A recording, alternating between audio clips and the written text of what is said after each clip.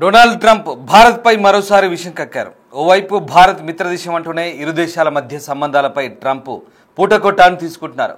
ఉక్రెయిన్తో యుద్ధంతో రష్యాపై ఒత్తిడి పెంచేందుకు భారత్ను వాడుకుంటున్నారు ట్రంప్. తాజాగా EU ముందు భారత్కు భారీ నష్టం కలిగించేలా డొనాల్డ్ ట్రంప్ కొత్త ప్రతిపాదనలు తీసుకొచ్చారు. భారత్ చైనాపై 100% సుంకాలు విధించాలని EUకి అమెరికా అధ్యక్షుడు సూచించారు. ఈ మేరకు అంతర్జాతీయ మీడియా కథనాలు ప్రచురితమవుతున్నాయి. ఇక రష్యా దగ్గర చమురు కొనుగోలు ఆపేస్తామనే వరకు కూడా టారిఫ్లు పెంచాలంటూ ట్రంప్ వ్యాఖ్యానించినట్టుగా తెలుస్తుంది. ట్రంప్ ప్రతిపాదనకు EU సుముఖంగా ఉన్నట్లు కూడా తెలుస్తోంది.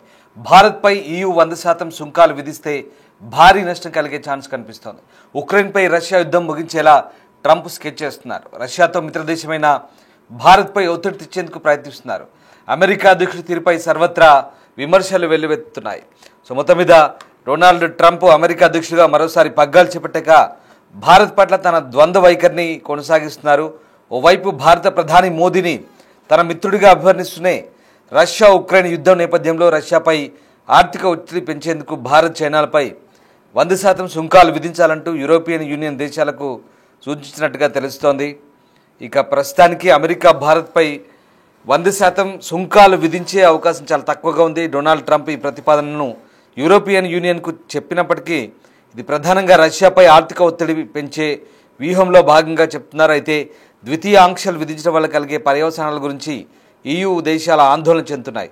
ఇది కేవలం ఒక రాజకీయ ప్రకటన అయ్యే అవకాశంగానే ఎక్కువగా కనిపిస్తోంది. సో ఈ చర్యలు ఉక్రెయిన్లో త్వరగా శాంతి నెలకొల్పేందుకు అవసరం అంటూ ట్రంప్ భావిస్తున్నారు.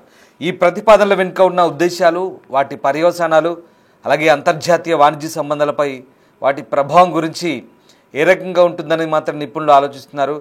ఇక రష్యా నుంచి చమురు అలాగే ఇతర వస్తువులను కొనుగోలు చేస్తున్న దేశాలపై ఆర్థిక ఒత్తిడి పెంచడం ద్వారా రష్యాకు వచ్చే ఆదాయాన్ని తగ్గించాలన్నది ట్రంప్ వ్యూహం. తద్వారా రష్యాపై ఆర్థికంగా దెబ్బ కొట్టాలన్నది ప్రధాన వ్యూహం. అందులో రష్యాకు అత్యంత మిత్రదేశాలుగా భావిస్తున్న భారత్ చైనాలపై 100% సుంకాలు యూరోపియన్ యూనియన్ దేశాలు మొత్తం విధిస్తే గనుక ఈ రెండు దేశాలపై ఒత్తిడి పెరిగి రష్యా నుంచి బిజినెస్ తగ్గించుకుంటారు. తద్వారా రష్యా ఆర్థికంగా దెబ్బతిని ఇక యుక్రెయిన్తో యుద్ధం ఆపే ఛాన్సునే ఉందనే భావనలో ట్రంప్ ఉన్నట్టుగా తెలుస్తోంది. సో మొత్తం మీద యూరోపియన్ యూనియన్ మాత్రం ఈ అంశానికి సంబంధించి దేశాలు కూడా ఉక్రెయిన్లో శాంతిని కోరుకుంటున్నట్టుగా చెప్తున్నాయి.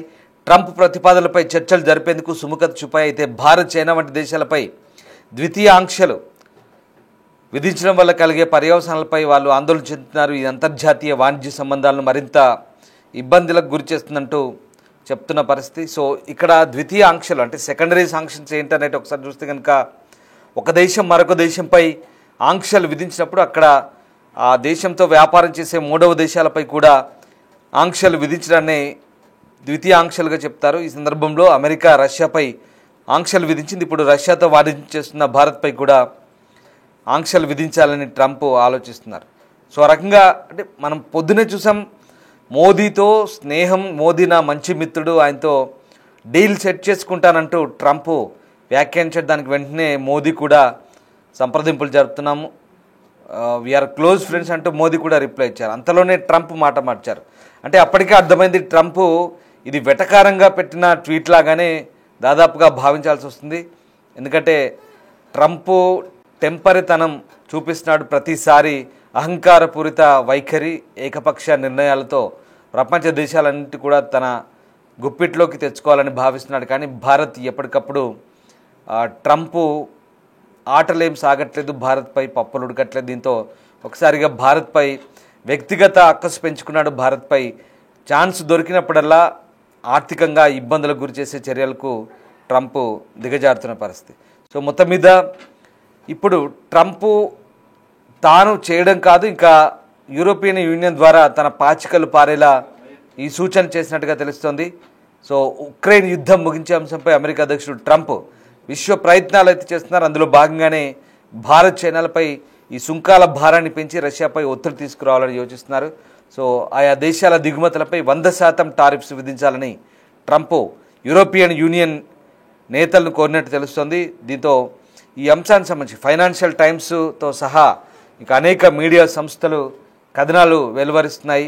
రష్యాపై ఆంక్షలు విధించే అంశంపై సీనియర్ అమెరికన్ EU అధికారులు వాషింగ్టన్లో సమావేశమైనట్టుగా చెప్తున్నారు. ఇక EU అధికారులతో ట్రంప్ కాన్ఫరెన్స్ కాల్లో కూడా మాట్లాడినట్టుగా తెలుస్తుంది.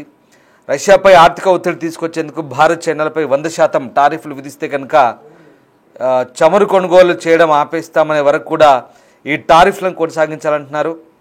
ఇక తాము కూడా అలా చేసి సిద్ధంగా ఉన్నాం, కానీ EU భాగస్వాములతో కలిసి ముందుకు వస్తేనే దీన్ని అమలు చేద్దామంటూ US అధికారి కూడా చెప్తున్నట్టుగా ఈ వార్తా కథనాల సారాంశం. సో మొత్తం మీద అమెరికా సూచనలు అమలు చేసేందుకు తాము సిద్ధంగా ఉన్నామని EU అధికారులు కూడా చెప్పినట్టుగా తెలుస్తోంది.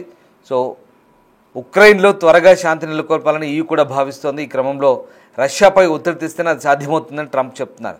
దీంతో యూరోపియన్ నేతలు కూడా ఈ దిశగా ఆలోచన మొదలుపెట్టినట్టు తెలుస్తుంది. అయితే భారత్, చైనా వంటి దేశాలపై ఆంక్షలు విధిస్తే తర్వాత పరిణామాలు ఎలా ఉంటాయని కూడా చర్చలు జరుపుతున్నారు. సో ఆ రకంగా మొత్తం మీద భారత్పై ఒత్తిడి పెంచాలని చేసే ప్రయత్నాలు అయితే ట్రంప్ అనేక ప్రయత్నాలు చేస్తున్నారు. మనకు తెలిసిందే, రష్యా నుంచి చమురు కొనుగోలు చేస్తున్నామంటూ మొదటి నుంచి కూడా అమెరికా తీవ్రమైన ఆరోపణ చేస్తుంది. ఈ యుద్ధానికి కారకులుగా మనల్ని ఒక రకంగా బూచిగా చూపుతున్న ప్రయత్నం. అందులో భాగంగానే అదనంగా మరొక 25% టారిఫ్లు వేసి మొత్తం 50% టారిఫ్లను భారత్పై రుద్దారు. రష్యా నుంచి పూర్తిగా చమురు కొనుగోలు ఆపితేనే టారిఫ్లు మేము తగ్గిస్తామంటూ చెప్పే ప్రయత్నం చేస్తున్నారు. సో ఇప్పుడు షాంఘైలో జరిగినటువంటి ఏదైతే సదస్సు ఉందో, చైనాలో ఆర్థిక సదస్సు, సో దాంట్లో అమెరికా, రష్యా, చైనా ఈ ముగ్గురు దేశాధినేతలు, 3 దేశాలకు సంబంధించినటువంటి అధికార గణం అంతా కూడా ఒకే చోట ఒకే వేదికపైకి రావడం, ఈ 3 దేశాలు బలపడుతుండడంతో ట్రంప్కు ఇక పూర్తిగా ఈ మొత్తం వ్యవహారం అంతా కూడా కంటి మీద కుణుకు లేకుండా చేస్తుంది. ఈ 3 దేశాలు ఏకమైతే కనుక ఖచ్చితంగా ఇబ్బందులు తలెత్తవనే ఒక అంచనాకు వచ్చినట్టుగా తెలుస్తుంది. దీంతో ఎట్టి పరిస్థితుల్లో అంటే చైనాని, భారత్ని కట్టడి చేస్తే కనుక రష్యా ఆటోమేటిక్గా తగ్గిపోతుందనే భావనలో ట్రంప్ ఉన్నారు. సో అప్పటి నుంచి కూడా రకరకాల ఆలోచన చేస్తున్నారు. ఈ 3 దేశాలను ఏ రకంగా నిలువరించాలి, యుద్ధం ఆపాలి, అంటే ఉక్రెయిన్ యుద్ధాన్ని ఆపడానికి శతవిధాల ప్రయత్నం చేస్తున్నాడు ట్రంప్. తద్వారా ట్రంప్ కోరిక ఒకటే, నోబెల్ బహుమతి కొట్టాలి.